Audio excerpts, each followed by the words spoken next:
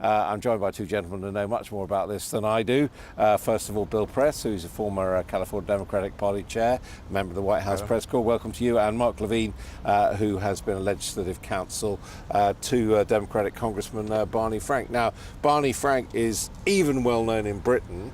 That's surprising. Very and we were reading that he was in trouble. Is he in trouble? He's not in trouble. He's won by 15 points. Normally he wins by 25 points. So for Barney Frank, I suppose that's trouble. He's very well liked in his district. And overall, what do you make of the picture of what you're seeing in the House of Representatives? Well, the Republicans are going to take the House of Representatives. The Democrats are going to retain the Senate. This is a good old American tie. And unlike in Britain, where the House of Lords has virtually no power these days, our Senate still remains fairly powerful. And I think we're in for basic American gridlock, where you have the House wanting one thing, the Senate wanting something else, and not much getting done for the next 2 years. Bill, your home state, California, it was being targeted by the Republicans, both for governor and in the Senate race. How's it looking there? I think the moral of the story is don't mess with California. That's what the Republicans learned. Look, one of my first jobs in politics was working for Jerry Brown for 4 years. The first time he was governor. Jerry Brown's going to be re-elected governor in California, which will make him the youngest governor in California's history and the oldest governor in California's history. Interesting. Both the same man. And Barbara Boxer is going to win, I'd say, by 5 points over Carly Fiorina. What's interesting is you have two women, two former CEOs, both of whom spent heavily of their own fortune.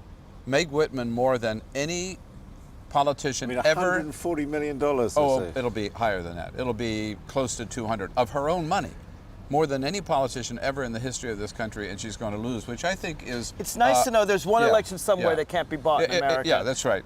Not everything in America is for sale. I mean, it has to be said, we haven't had the results in California yet. We have had them in New York, and it does seem to be this old story of. Liberal coasts and maybe rather less liberal in between. Yeah, we're working on that flyover country, but there are some bright spots in that flyover country. As you mentioned, Alexei Giannoulias is still ahead in Illinois. I think he's going to win that race. I think Harry Reid is Pennsylvania. Well, very close there, but he's still ahead. And I think Harry Reid's going to win in Nevada. I mean, you make the point that this is an off-year election. To a certain extent, there's going to be something for everyone in all of this. There really is. America is very much split. We have the red states and the blue states. People forget Barack Obama won in the biggest landslide for a president in 20 years. He only had 53% of the vote. So 47% voted for McCain, and now they get another 5%. They're ahead a little bit. I think it's a wash. Yeah, the way I really think this proves that Americans don't know what they want. I mean, this is the third change election in a row.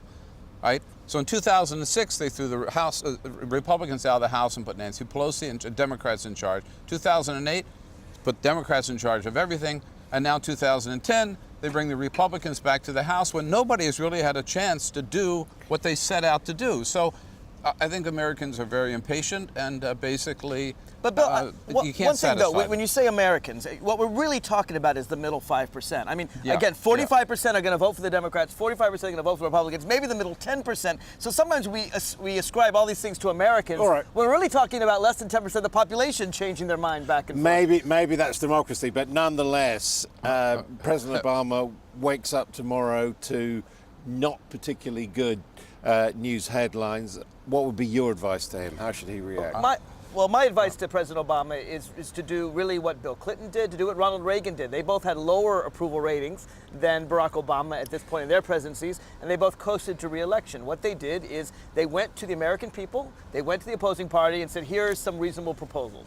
And the Republicans will have a chance to accept them or reject them. Now, what happened with Bill Clinton is Newt Gingrich rejected them and actually shut down the Congress for a year, and that made the American people come back to Bill Clinton. So I say to Barack Obama, propose reasonable proposals, sell them well, and if the Republicans reject them, he'll do well in 2012. Bill, does that mean coming in from, the liberal left wing towards the center? Barack Obama has never been in the liberal left wing. I'm sorry. I'm part of the professional left, it's called in this country. I've been accused of that by Robert Gibbs at the White House. I proudly say I am a member of the professional. Barack Obama's never been one of us. He really is much more of a centrist. He's center left a little bit. But here's the way I see it.